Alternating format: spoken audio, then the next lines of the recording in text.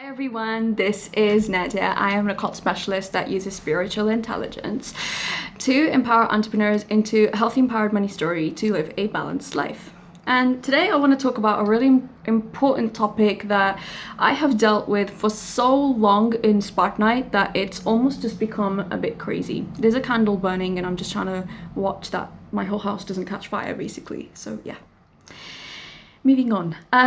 Okay, so today's topic I want to talk about are misconceptions of working with Clauneck and the Goetic spirits. I want to talk a little bit more about my experience, which I find is going to be very helpful to a lot of people, and also clearing out huge misconceptions for working with the Goetia or the 72 Goetic, Solomonic Goetic spirits, or Clauneck specifically, as I'm closest to him.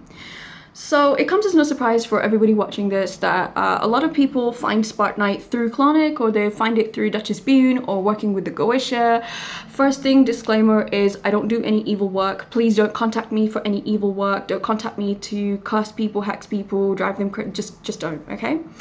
The biggest misconception that most people have in society is that if you work with the left-hand path, you're evil. No. I still practice my religion. I was born into a Muslim family. I still practice that. I don't have an issue with it. And my spiritual practice is, it's integrated with it. I wouldn't say it's separate. So my major issue that I come to find is that so many people reach out to us at Spartanite. It could be me, it could be any of our team. And it could be like, oh, I want to work with King Clauneck, which is totally fine. I'm not the one who chooses who works with Clauneck or not. I'm not the gatekeeper or anything. Clauneck is very benevolent as a spirit. It works with a lot of people. He's hard, he's tough, he's a hard ass, but he means well. Let's put it that way. So what happens with so many people is that they have such misconceptions watching TV, watching media, and they think, oh my god, I have to sell my soul to become rich. So I was like, no, please, okay? I just had someone reach out to me last night saying, oh, I want to work with Clauneck and I want to sell my soul to him. First and foremost, a high-ranking demonic entity does not want your soul. They don't even care. They probably find your soul useless, if anything. And because this is not nefarious work, you are simply working with a spirit to enhance your life. They won't be accepting anything like that. Because there is so much disinformation and there's so much misconception about working with the left hand and the Goetia, it is no surprise that so many people on first glance, usually love my work, want to work with me, and as soon as they try and do their little Google search and they find out the spirits I work with, oh my god, so she has money because she's evil, or she has command and power because she's evil. No, I don't do any evil work. I don't partake in it, and I make that super clear to people who are maybe interested to work with Clauneck, or are interested to work with any of the spirits, Belial, Leviathan, Belphegor, Asmodeus. You have to have restraint when you work with the spirits, but it's your choice. I have never, ever in my life of working with them ever been requested to do something that's wrong, or I have never approached them to do something wrong. Now, I can only speak from my experience, and I can't speak from everybody else's experience. That for me, they've helped me transform my life from a place of complete ruin and desolation to an empowered structure that I help other people with today. Now, if you are watching this video and you're kind of like, well, I've sort of heard of Clauneck and I'm interested, but oh my god, do I have to sell my soul, or do I have to sell my whole family, is what people usually... I get the weirdest of emails, like, can I sell my soul? Do I have to give blood? No, you don't, please, it's like making friends with a spirit. That's how I see it. There's obviously a couple other rules that you need to put down as well, but it's not what people tell you it is. That's the thing. And because there's so much confusion in this world, people are very wary, and they're wary because they've been told it's evil. Now, I understand a lot of it is religious fear. People of my faith would completely think it's evil, it's not the done thing. A lot of other faiths would think that as well. But I fully believe that anybody watching this has a mind to think of their own. And in your heart, in your gut, you will know if something is evil or something is righteous based on how it makes you feel. Not what's written in a book, not what somebody told you through hearsay, not what your family says. Find out, how does it feel? How do you feel around it? If you feel empowered, you'll feel light, you'll feel open, you'll feel healthy. If it's something wrong, you'll close up, basically, which is why I usually say that divine darkness is the true light. Now, false light is basically, and I cover this on a lot of other videos, it's giving your power away. It's constantly begging and pleading for something. Whereas the left-hand path spirits teach you to stand up for yourself and have a life of your own choosing. You're not weak, you're not at someone's mercy, you're not pathetic, you're not a loser. They'll take you through strength to be able to get up and do it for yourselves. Now, there's a big misconception that people think that when they work with Clauneck, he is going to deposit money into their bank because he's the keeper of the astral vault and the spirit treasury and also the astral account manager. They think that they can send over their bank details with their account numbers and blah blah. I have received all these emails and I'm putting everyone on blast. Like, please stop sending us your account numbers. Please stop saying that you have to sell your soul to work with Clauneck. He doesn't want your soul. He doesn't want your bank account number. He doesn't want anything. If you take his guidance and his wisdom through 3 things which he's known for. Number 1, merchant finance. He will teach business owners, entrepreneurs how to further their entity. Your business is an entity within itself to reach a certain height by switching around your mentality and showing you new paradigms.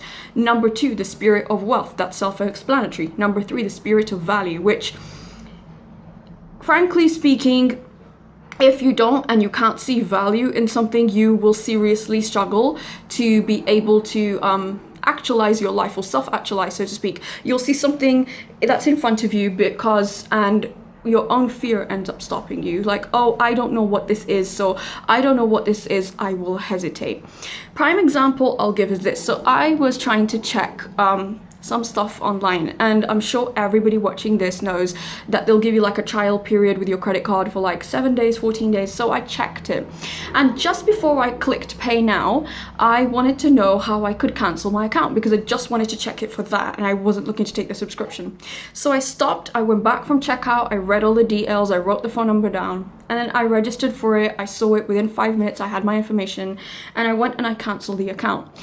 The trouble with a lot of people is that they're not willing to do that, and that's the misconception of working with the Goetia, thinking that they're going to spoon feed you or thinking that they are going to do everything for you. They are harsh teachers. They will rip the entire fabric of your universe apart to bring you the life that you have asked for. You know, there's people who wanted to work with something, they'll have their house burnt down. It's not because they're evil. It's not because I said, it's because, well, you wanted it, so damn, you've got it. You just didn't specify what it was.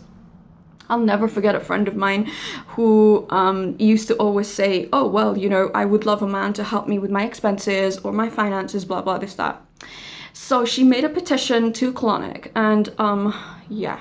One thing I would definitely recommend is that be very specific when you work with spirits, because she has a successful business, and she phoned me up and she said, oh, you know, I've got a really, like, she has an agency basically, and she landed a very big account, and obviously he's a man. And about 3 months later, you know, she goes to the altar and she's still whining, saying, well, Clauneck, I haven't met any suitable men. Clauneck is not your man if you want to be meeting suitable men. You want to be looking at Asmodeus, you want to look at Ammon, you want to look at Rosier, that type of stuff. So Clauneck was like, of course you have. You said you wanted a man to help you with finances, so I've brought you a big ticket agency client. She was doing some digital marketing stuff and stuff like that. And he's like, well, there's a man that's helping you with your expenses as a client every month. He's paying you, so what's the big deal? And we both didn't realize, because who she was really trying to ask for was a significant other, like a partner, a boyfriend, a husband. So yeah, be super clear when you work with the spirits, because they not only will fill in the gaps, they will make gaps of their own and fill them in. So I want to make that extremely clear to everybody watching this. Misconceptions are very common, especially when there's hearsay, when people think, oh, well, I don't know what they do. A lot of times something can be right in front of you on the plate and you step away from it because you are in fear. And because you are trained in society to think the spirit world is evil, because that's what religion teaches you to think, that's what the media teaches you to think, that's what your government teaches you to think. Government, Latin for mind control, you do the maths. That's what everything teaches you to think. It, you know, if you can't see it, it doesn't exist. And there's that saying, what you can see will hurt you, or what you can't see will hurt you even more. So for everybody that already works with the spirits, whether it's left hand, whether you work with jinn, whether you work with angelic entities, whatever you want to work with, right? There are many misconceptions. Like, say for instance, people think angels. Okay, so angels are these fluffy, cute little balls of light. No. Angels are frighteningly terrifying. I've worked with them a few times. You really do have to be on your best behavior to work with them. Demons really don't care about your behavior. They're already like impartial to your behavior. Angels will really hold you accountable to a lot of things. They're not fluffy little balls of light. They have huge wings. So the wings part is correct with the angels. A lot of their angelic wings are laced with semi-precious and precious stones, diamonds, rubies, sapphires. I've seen them in flashes. They're quite frightening. The first time I ever worked with one, I nearly went blind. I had to put my face facing the wall because the light was so much, the nur was so much from the angel that I really did think I was going to go blind. And angels are very tall. They have huge swords. They fight. They're nothing like what people think they are. And angels are very, very demanding. They're bossy as hell. Listen, you want to work with angels, get ready. It's not like the fluffy, cute shit. Angelic power is very similar to left-hand path power, but one's just light, one's darkness, and one is not better than the other. People have ratios. One is light, one is dark. You have to find out where you fit on the spectrum. So there are many misconceptions about working with spirits, like, oh, well, they're evil, that's why you work with them. Well, yeah, there are a lot of evil spirits, just like there are a lot of evil humans. I mean, this world is filled with evil and sickness and filth, but that does not mean everything is bad, and that does not give you the right to judge people, or that does not give you the right to think, oh, well, I'm going to shut the door on it because I don't know what I'm doing. That's why people like me, we do our work, because we have taken those heavy hits, we've taken the baptism and the lakes of fire, so that you don't have to, so that, you know, I can be your guide and your consort to the underworld without spiritual injury. Because if you start messing with this stuff and you don't know what you're doing, yes, it will end up messing you up. I have lost friends who thought they were brave enough and probably arrogant as well, sadly enough, ex-friends for a reason, who thought we're going to open the door to working with this, and then, well, they end up becoming, they have entities attached to them, you know, they have all kinds of things, and our friendships have fallen apart. And it's sad, because you need to be very well protected and sealed and secure to do this. That does not mean it's evil. It just means that when you are building a house, you need to make sure that you have an alarm system, and a very good one, to keep intruders out. It doesn't mean the house is evil. It just means you need layered protections. And I'm trying to explain that in the most layman and simple English terms that anybody watching this will take from it.